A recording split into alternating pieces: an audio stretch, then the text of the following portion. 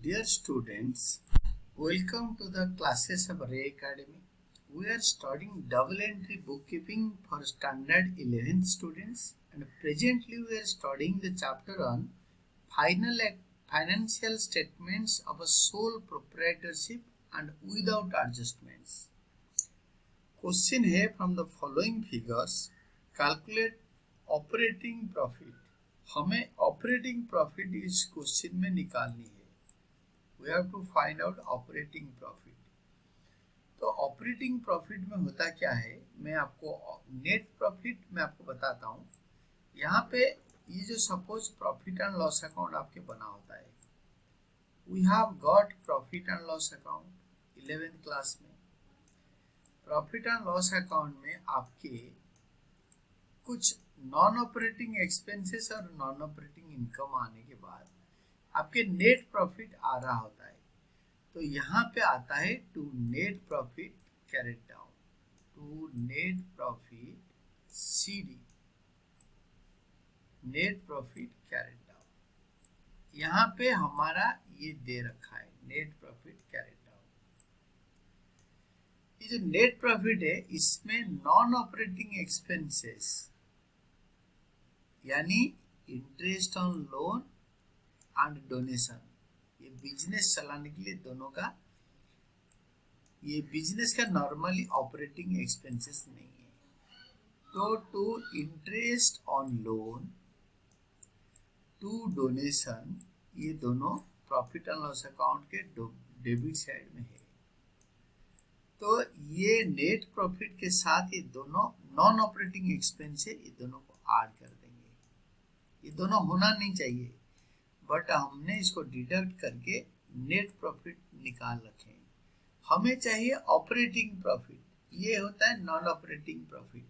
Non operating मतलब इसमें जो खर्चा बिजनेस का नहीं भी है रिक्वायर्ड, उसको भी हमने माइनस कर दिया. Interest on loan and donation, दान करने के लिए कभी कोई इसको मना नहीं करता, बट बिजनेस दान क्यों करेगा.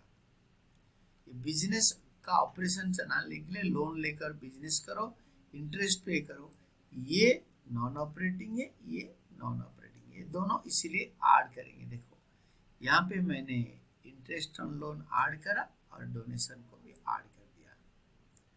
और नॉन ऑपरेटिंग इनकम है rent received, gain on sale of machine.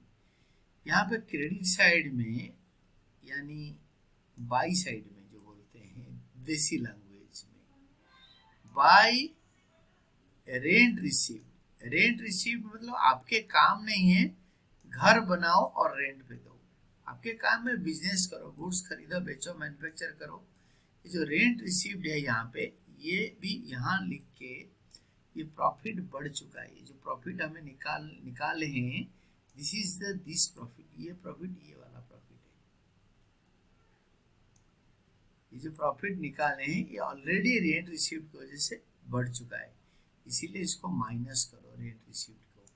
And gain on sale of machine, by gain on sale of machine, gain on sale of machine, sale of machine, ये भी profit हो गया. Machine बेचा और उससे profit हो गया, वो भी क्वेश्चन के अंदर दे रखा है.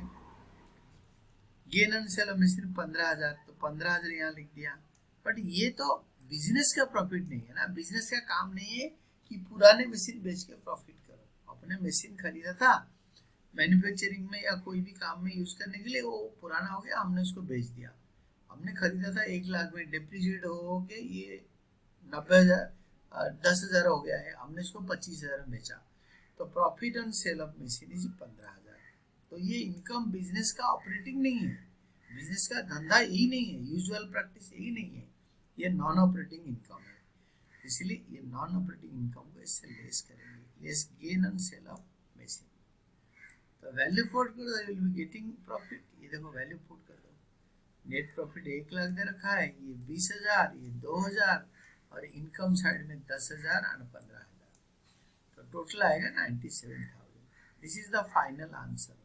ऑपरेटिंग प्रॉफिट बिजनेस का सेल परचेज या सर्विसेज देके जो पैसे कमाते हैं, सर्विसेज खरीदने के जो पैसे हम पे करते हैं, जैसे कोई एडवोकेट हैं और वो सर्विसेज देते हैं, उसके लिए जो खर्चा होता है सपोज 10 लाख, उन्होंने फीस लिया 15 लाख, तो 5 लाख उनके ऑपरेटिंग प्रॉफिट है।